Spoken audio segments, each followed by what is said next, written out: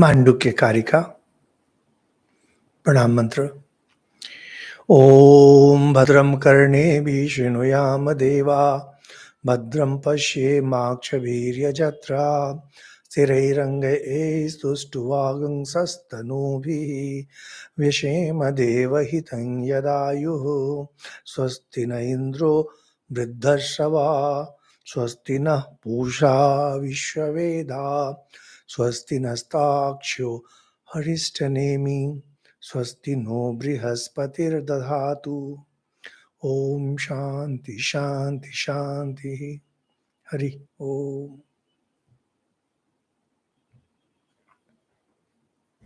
Now that we have made lots of ideas clear and we have gone through lots of things, it's time that we picked up some speed. Now, before we go ahead with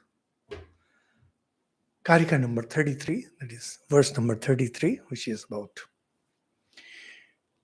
what self-knowledge really implies. What's the meaning of self-knowledge? And then it continues with what exactly happens if you get established in self-knowledge. But before that, we need to just have a recapitulation of what we did in the previous talks, the previous class. This first 10, 15, 20 minutes is going to be extremely important because we are revisiting it. Whatever we discussed in the previous 3-4 talks, the most important being that people conclude that ultimate reality is this or that. People think that ultimate reality is maybe nothingness.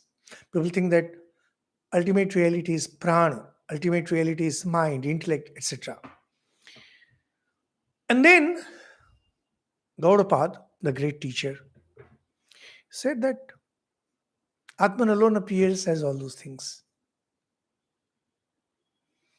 And that depending on what you learn from your teacher, depending on the attitude that you have, you accept that particular thing as the ultimate reality. So, the first thing to remember, based on what we discussed in last 3-4 talks, that ultimate reality is perceived differently by different people, not because of really miscomprehension.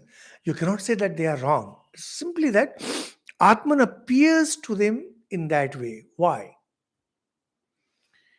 One example that we have used many times is that when you look at something with colored glasses, that object appears to you as having that color. When you are looking at Atman with the colored glasses of, say, prana being the ultimate, for example, you know how in different religions God is perceived differently. Why? How can God be different? Well, God have to be different because the mind that is perceiving them, they are different. They are colored. So that was the first point. We have discussed this in detail, so we are not going through it once again. And then, starting from the first Upanishad mantra that we had, the conclusion is that actually Atman is substratum of everything. Appearance, whatever appearance, is because Atman is there. If Atman were not there, then these things would not have appeared. And that way, the Buddhist philosophy is contradicted. Because in Buddhism, ultimate is shunya, nothing exists. And we discussed why Buddhists see it that way and why Vedantins see it this way. And from there, it came up with there is no creation, there is no dissolution. There is no birth, no death.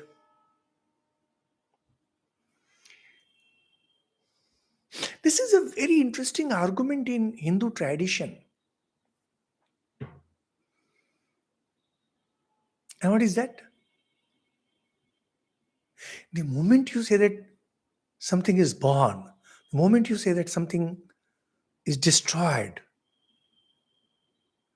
that means the, that thing has to exist. And existence, according to Vedanta, always means that which can never be destroyed, that which is eternal. And this is what we have been studying from day one. Anything that is changing its form is not eternal. So actually, Upanishads are the search for the eternal. Kathopanishad, we have these Kathopanishad talks on YouTube. You can listen to them. It's a beautiful mantra. Nityo anityanam, chetanas chetnanam. The search in the Upanishads, my search, your search, is of the eternal amidst non-eternal. Now, Mandukya Karika goes one step further and shows how non-eternal actually never exists. Why? It was never born. The moment it is born, what can take birth? That which exists. But anything, the normal thing that we understand about birth, a baby is born. We know that baby is continuously changing. So it doesn't have any existence actually. And it has shown that how anything that is changing is actually a mental phenomena. And in today's talk also this topic will come once again. Only real, if it exists, you can create it, you can destroy it. Once somebody was telling me about one television serial.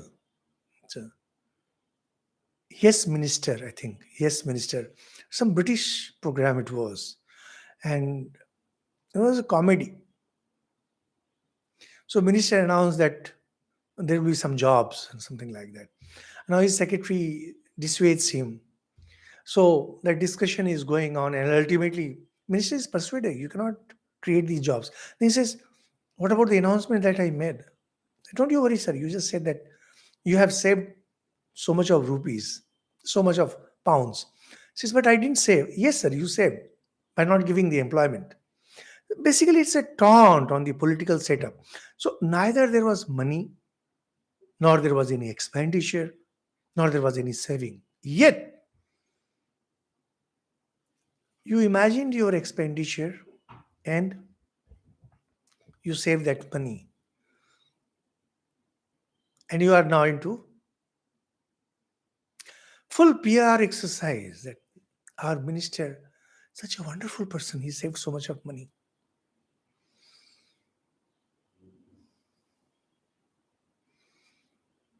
You can have only real money. You cannot have imaginary money. You can spend only real money. You cannot spend imaginary money. Similarly, only a real thing can be produced, only a real thing can be destroyed. And the argument here is all about since these objects are not real means that which exists eternally. So actually we discussed how these objects are not real. So we're not going into it. And then in the previous talk, we had this discussion on how Vedanta differs from realism. It also differs from idealism because according to idealism, everything is in the mind. But in Vedanta, mind itself does not exist. Why? Because it doesn't have any absolute existence. It's not absolutely real. So Vedanta is neither idealism and definitely not realism. Similarly, Kantian view, the view of Kant, we discussed in the previous talk. You can listen to the previous talk where it says that objects are thing in itself, whatever he meant by it. This is a problem with the intellectuals, intelligent people. They can come up with something brilliant, which we ordinary people will never understand. It's like modern science. In modern science, people are always coming up with theories, and we don't even know what these theories mean. And after some day, we hear that some theory has been contradicted. Everything is just a brain exercise. We common folks, we just keep on saying wow, wow, because it's beyond us to understand. And there was this great scientist, Stephen Hawking. He was into mathematical physics. And he used to come up with such equations, such things, that only few understood. And that too, one wonders if they understood. So first he said black holes. Then as black as black holes. And he says, no, it can be known. God knows. You come up with a theory and you develop that theory, and then you content. We understand neither of these. So Kant was something like that. He came up with idea, thing in itself. And that thing in itself is unknowable because only that object can know. We cannot know an object. Now, because objects are non existent, so we do not accept even the theory of Kant. So, if you go from the non dual standpoint, we have discussed these things. I'm just recapitulating the entire thing. Things that are non existent, they cannot be produced and they cannot have any effect. And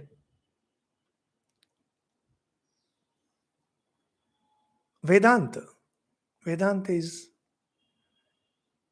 not one with Buddhism because in Buddhism everything is annihilated, shunya. Gaudapada says that when you say that nothing exists, there also your I-ness continues to exist. So you cannot say that it's all shunya. So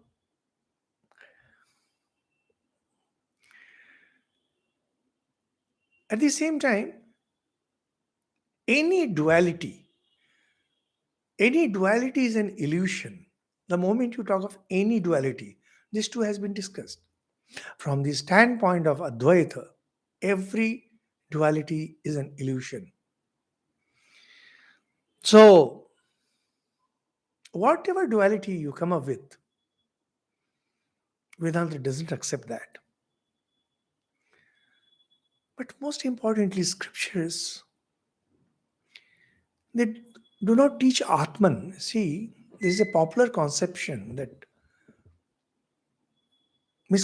that Atman is taught by the Upanishads. No, the subject matter of the Upanishads is Atman. But the way, say, our Vaishnavas say Krishna is the supreme God, Vedanta do not teach Atman in that way because Atman cannot be taught. There is no teacher, there is no disciple, there is no subject matter because Atman exists eternally. The moment you bring any other object there, duality comes. And Advaita, this is we are studying pure Advaita. And dear viewers, actually we are studying something very deep, and it may be very difficult for you to grasp certain things, but I try to present things in the simplest possible way without compromising with the subject matter. I do not compromise with the truth. So, what Upanishads do, what Vedanta does is says everyone is very clear that he exists. Everyone has a everyone has an idea of I-ness, but the understanding of this I-ness is flawed. What the Upanishads do, they just remove those layers. Once those layers are removed, what happens? Nothing. Nothing changes. It's only your perception, your understanding of I has changed, nothing else.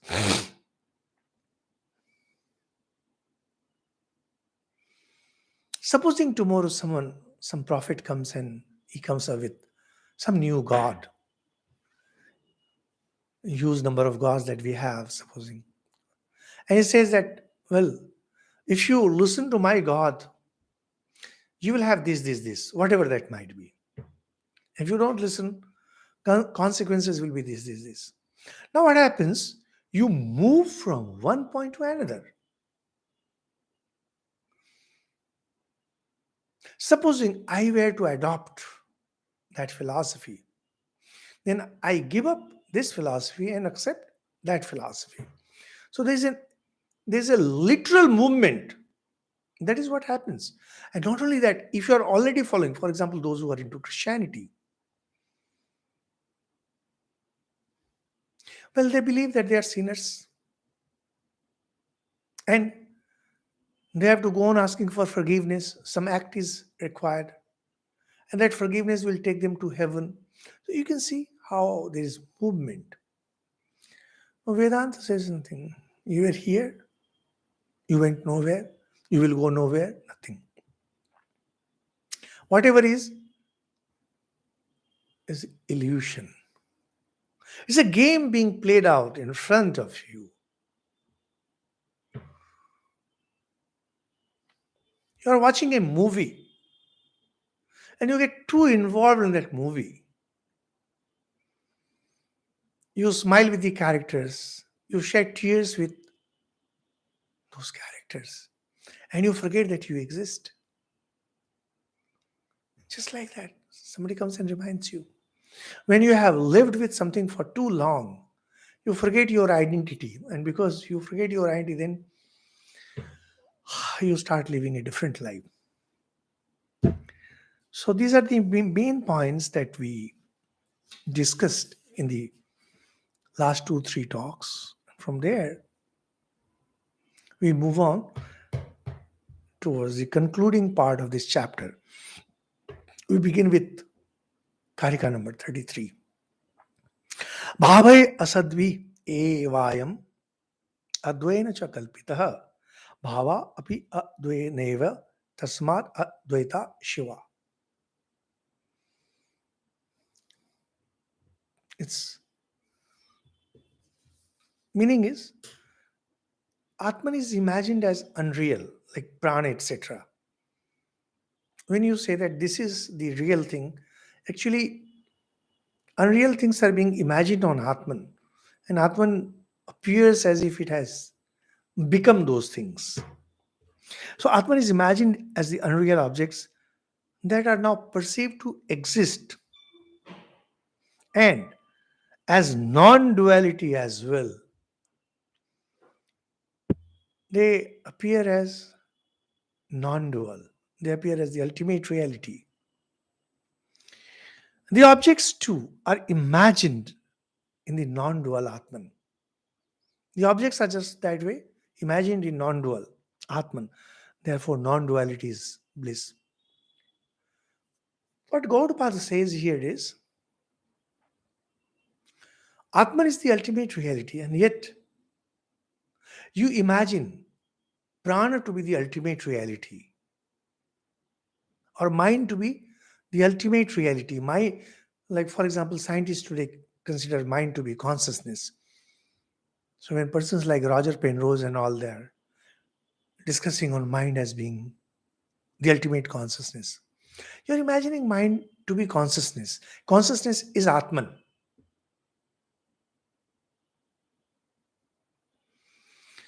Now, the way these supreme realities are being imagined, just like that, the objects are also being imagined. Here is this pain. I'm imagining this pain in that non dual Atman.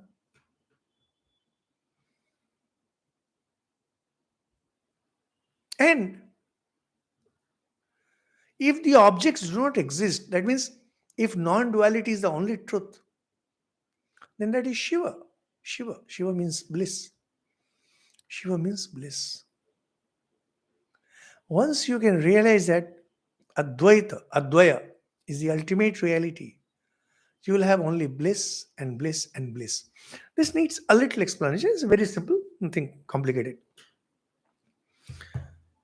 Acharya Shankar explains it very beautifully. It says, we are now moving away from that ultimate reality thing. We are now coming to the objects. It says, any object that you can think of has a changing nature. It was born, it got transformed, it got destroyed. But what are objects actually? Objects are nothing but activities of the mind. Because when you sleep, you're not aware of the objects. When you go into deep sleep, you're not aware of the objects. Forget samadhi, let's not go into samadhi. Even when you are dreaming, you're not aware of the objective world, which means objects exist only till your mind is active as far as that object is concerned. This is actually a very simple argument, but extremely profound. Raj Yoga talks are there. You'll find it in the playlist in English, and these are authentic talks. Raj Yoga puts it very beautifully. Vritti sarupyam itaratra. The self, the self identifies itself with the thought process, the activities of the brain, the activities of the mind.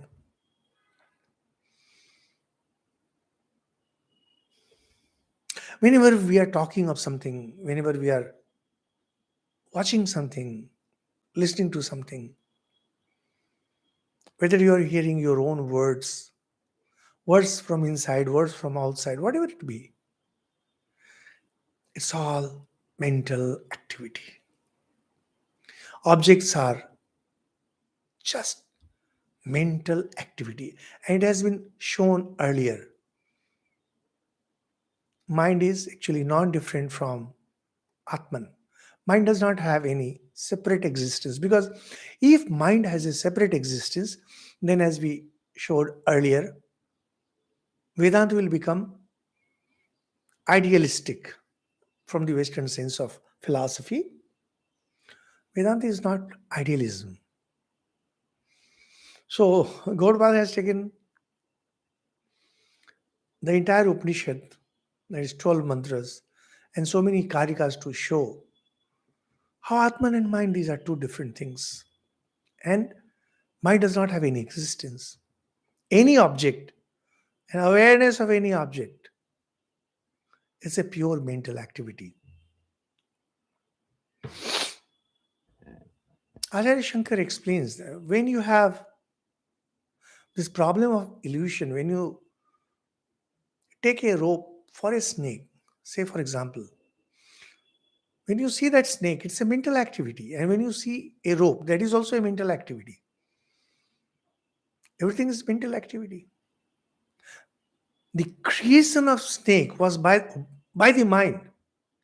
So the snake took birth in the mind, it continued to exist in the mind, and it ultimately got dissolved in the mind. Did this snake really exist? Definitely. It existed for you till it was there.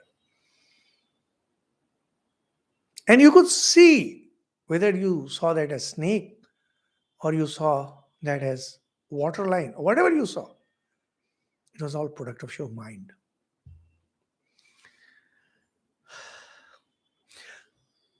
Just like that, this entire world, this entire world is perceived. Not only perceived, it's created by the mind. We have discussed these things earlier too. Because mind is active, there is mental activity. That is why there is this world. There is no other reason. So, since the objects are perceivable. We perceive those objects only in an active mind, not in the passive mind. What does it imply? Objects do not exist. But it has a very, it can have a very devastating conclusion.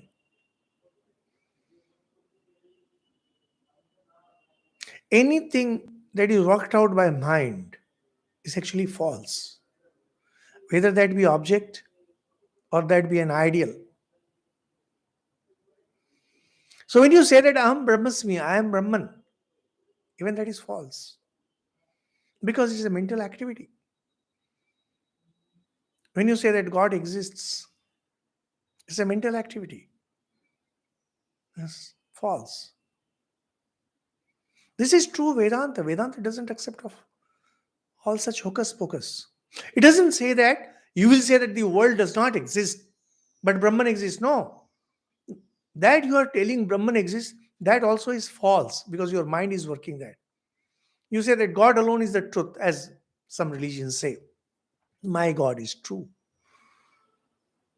That is also illusion. Why?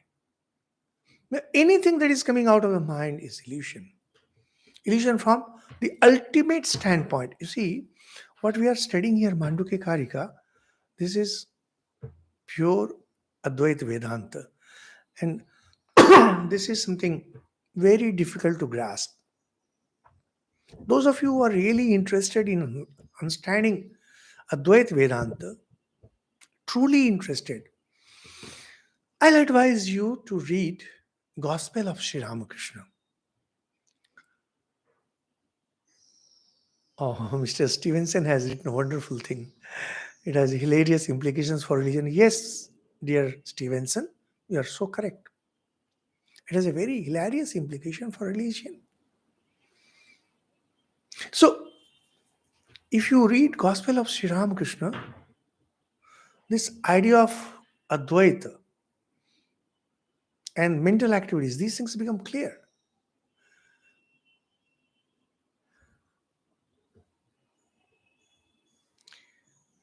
Since we are aware of this world, that is why we have to go on doing certain things. The Sanskrit term for this is upachara matra. You're just carrying out something. That doesn't make your behavior as something real, nor does it make this world real. Yet these things have to be done because others do not realize that. However, as far as the ultimate reality is concerned, for example, Sri Ramakrishna is continuously talking about Advaitam. And that is a state which you must have experienced. But the moment you say Advaita, the moment you say, I am Brahman, you are telling a lie. Why? See, those of you who have studied Gospel of Sri Ramakrishna know that Ishwar Chandra Vidya Sagar was a very famous person, extremely learned person, a Sanskrit scholar. So Sri Ramakrishna once went to meet him, and there while discussing, Sri Ramakrishna said, Brahman is the only thing that has not been soiled or defiled by mouth. The idea is that nobody has ever succeeded in uttering the word Brahman. Because, you see, when I was a kid, and even when I was a young monk, I could not understand what Sri Ramakrishna meant. It was much later that I realized that when you speak something, when I say pen, this pen, I first form an idea of this pen in my mind. Then this mind sends the signals to different organs. And my speech organ utters the word pen. Why? Because me and you, we are both connected by this word as far as this object is concerned. So if I say something else, for example, kids, they have their own words for different things, different acts. Others do not understand. They are very famous with twins. Twins, they talk in their own language, code language. Others do not understand that. Now, when you are communicating, the words have to be common. Think I understand, think you understand. So, first, mind has to grasp it. Now, Brahman is something that cannot be grasped by mind. So, when you say Brahmasmi, I am Brahman, it is ridiculous. And as Mr. John Philip Stevenson has beautifully said, it has hilarious implications. Anything belonging to mind, that is what we have been going through over the period. It has shown how mind has no independent existence beyond Atman. In case of Sri Ramakrishna, it was his direct experiences, so no question of, we cannot even question him. Here comes the practical implication of Advaita. Let us now, we have done with the theoretical side, we are done with the complicated aspects.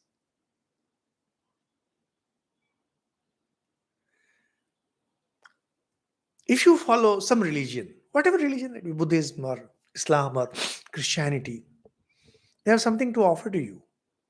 And what is that? They say you will go to the heaven if you do good work. In Hinduism also they say that if you lead a religious life, if you perform yajnas, if you worship this god, that god, you will go to the heaven. What do I gain if I go for Advaita? Advaita, that cannot be taught by any scriptures, number one. Number two, even if I say Advaita, I'm becoming a liar. Advaita is something which is not meant only for words. It is meant for realization. If you have not realized Atman and telling Soham, Soham, Sri Ramakrishna has repeatedly criticized this. That Soham, I am that. This is big fraud. This is a very big fraud being perpetuated on the public by the modern day gurus. Till you are going all out on this to realize this, having learned it from a proper teacher, you shouldn't be talking about this. So, anyway, supposing somebody goes and says, well, I want to learn this. What will you gain? Advaita has a wonderful thing to offer. It says, you will overcome your fears. You will overcome your fears. Fear is the most compelling force in this world. There are many kinds of emotions. There are 6 most powerful emotions: Kam, Krodh, Lobh, Moha, Mad, lusting for something, anger, etc. But fear, carrot and stick, that's why religion uses carrot and stick. It shows you the temptation of heaven, where beautiful women will be waiting for you. There will be beautiful trees and the water running, etc. And carrot. If you don't listen, you go to the hell. God loves you. Jesus loves you. And if you don't love back, like a jealous, jilted lover, he throws acid on your face and you go to the hell. The Vedanta doesn't go by all that. It says, if you don't practice Advaita, right now you are immersed in fear. You will continue to remain immersed in fear. Why do you want to get something? Because you are afraid that if you don't have that, you will not be happy.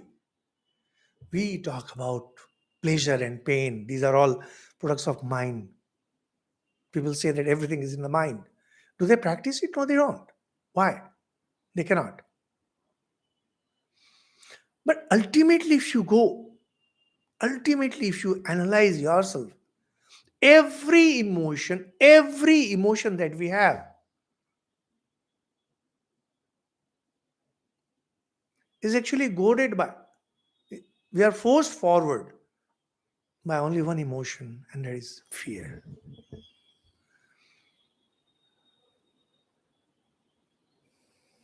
Communists, they put the fear of masses in the mind of the proletariat, bureaucrats. No, sorry, that is known as bourgeois, proletariat and bourgeois, the class struggle.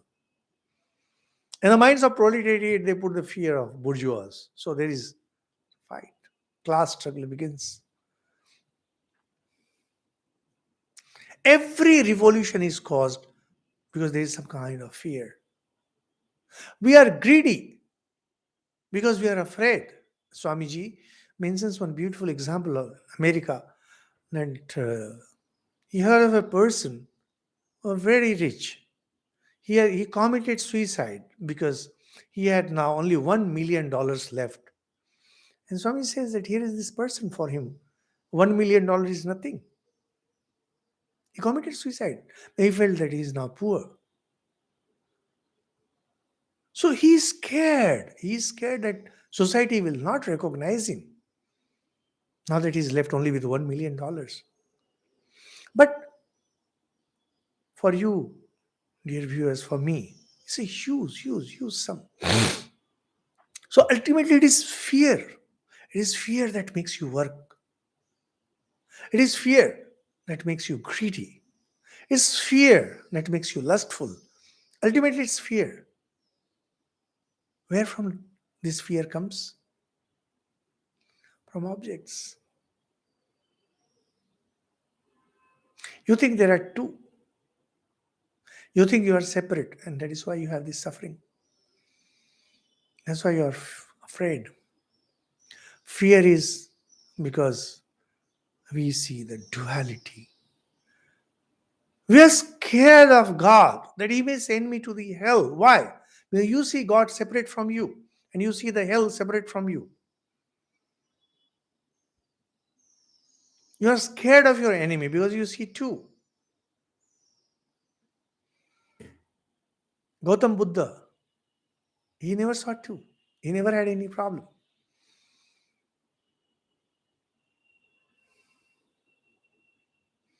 Advaita has only one thing to offer. You can overcome your fears. Not overcome. Your fear will be gone forever because you realize that you alone exist.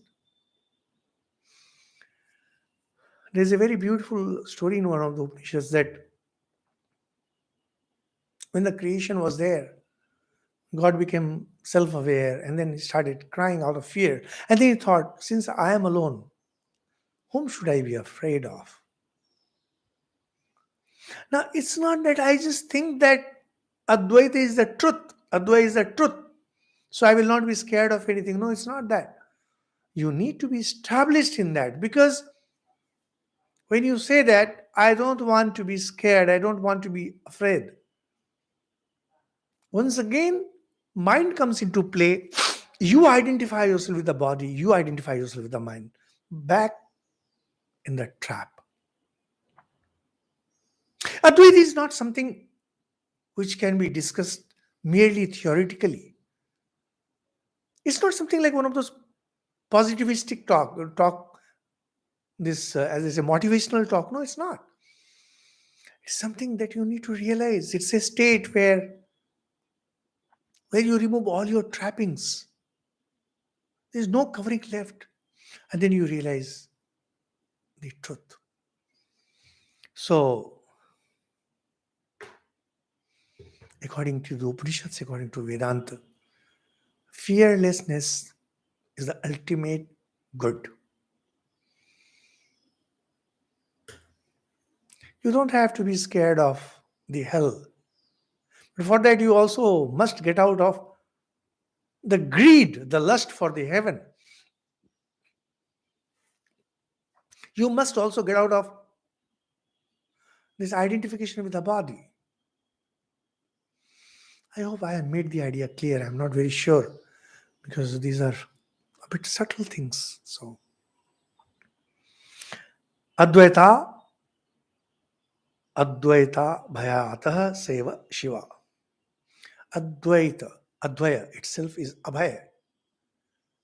Abhaya is fearlessness. What Advaita offers is fearlessness, makes you fearless.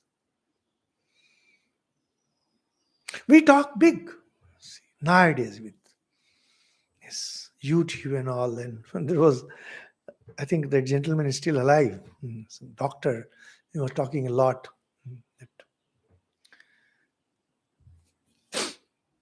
about.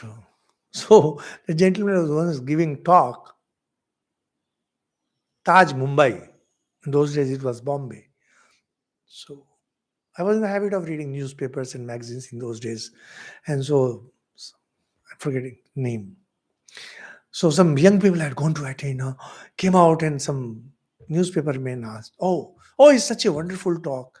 So what did you learn?" He said, "Oh, I am Brahman. I learned it. I am Brahman." I laughed and laughed and laughed. My God, you are talking about Advaita where? In a five-star hotel. Who can attend? Naturally, those who have paid a lot of money. And you're teaching them, you are Brahman. Can there be a bigger fraud than this? You are teaching Advaita and making money out of it, minting money out of it. You call yourself Advaita Guru? God knows.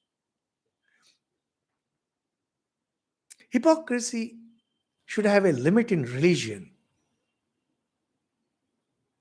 But in Advaita, you cannot have any hypocrisy. Hypocrisy has no place in Advaita. In religion, you can have, not in Advaita. No.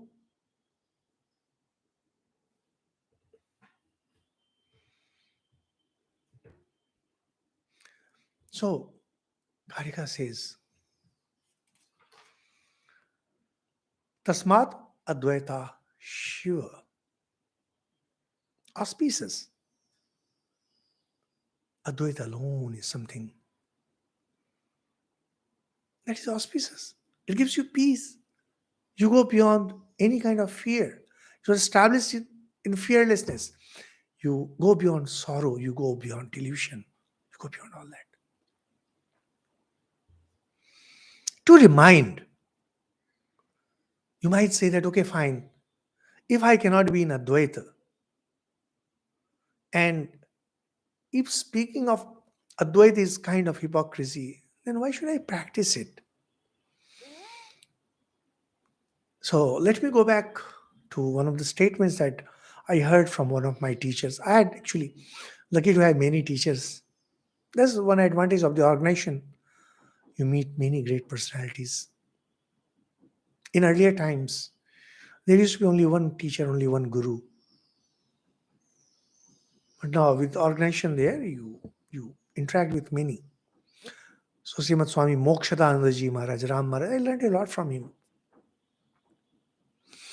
And he used to tell me often, I was pretty young and it was difficult for me to understand all this. And he used to say that if you get established in Advaita, you will be behaving in certain ways. Fearlessness is one of them. Not being afraid is one of them.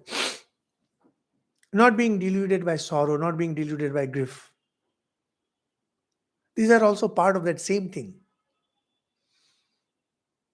Not discriminating. That's also part of it. Said, practice all this in your daily life because whatever you will achieve by practicing something, you can do it even now. And once you are established in that, in the practice of that, it will be the same as having that knowledge. As far as actual realization is concerned, actual seeing is concerned, that depends on God. That may take time. So why bother? Coming back. to our dear viewers, it may not be possible for me, for you,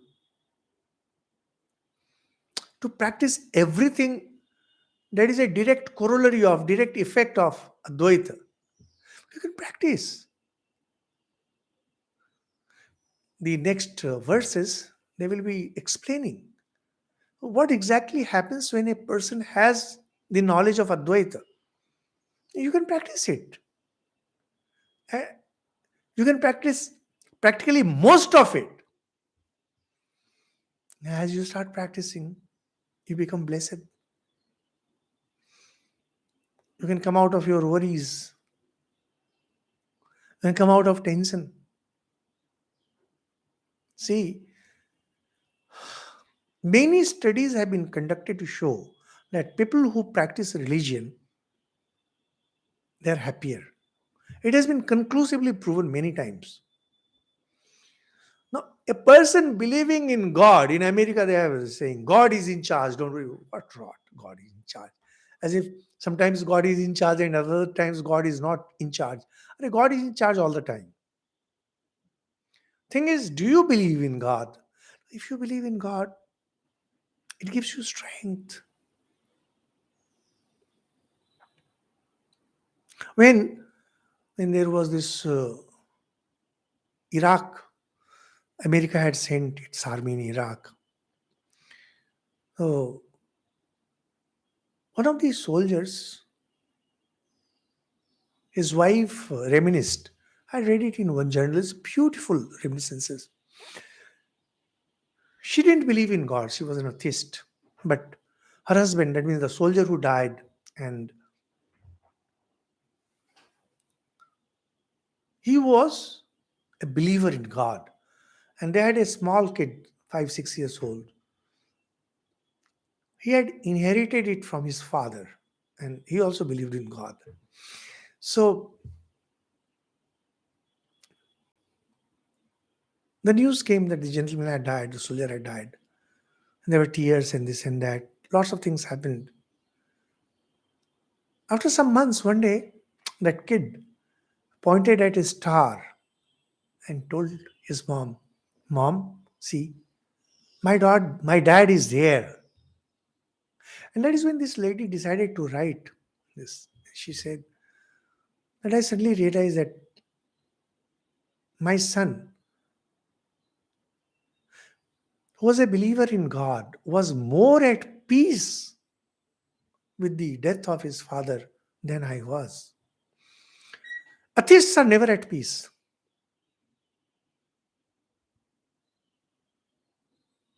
The believers, generally, they are at peace. Now, what about Advaitins? They are greatest at peace. Try practicing it.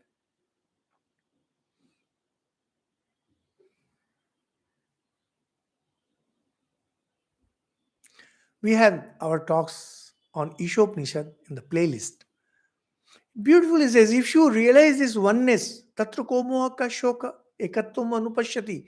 If you see that oneness, if you see that divine oneness, how can ever sorrow touch you? How can any kind of delusion that is born of expectation can touch you?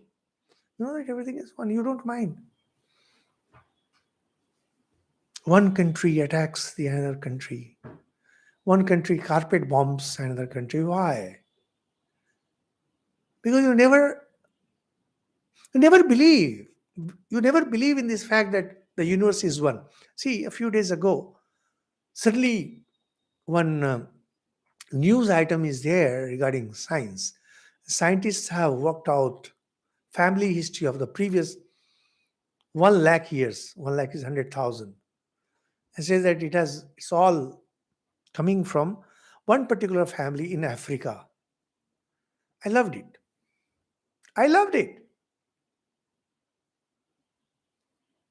Will the Americans who enslaved the African people and brought them to America as slaves, will the Americans agree that they are their own brothers and sisters? And Will they rethink considering the history that comes from the Bible? That this earth began 4,000 years, 6,000 years ago in 4000 BC? Will they? It is devastating for them. Will these Europeans who have a snobbish attitude towards everyone else, will they agree that these Africans, they are their own? We Indians, we don't have any issues. We say that. Vasudhaiva Kutumbakam. We are all one.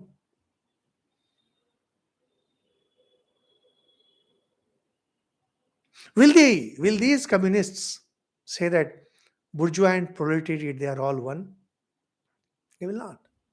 Because you see, unless you have reached the level of true spirituality, which comes from Advaita, you cannot practice this kind of oneness. You just can't.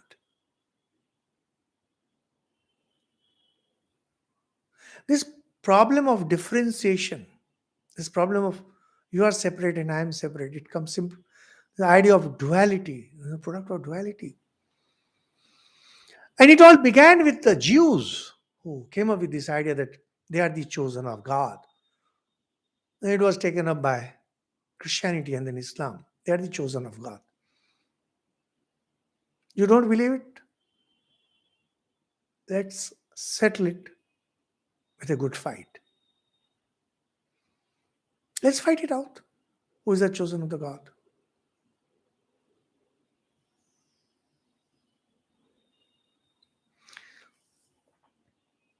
It's very important point to, very important point to keep in mind is when you are theoretically talking about Advaita being the ultimate, even that is a delusion.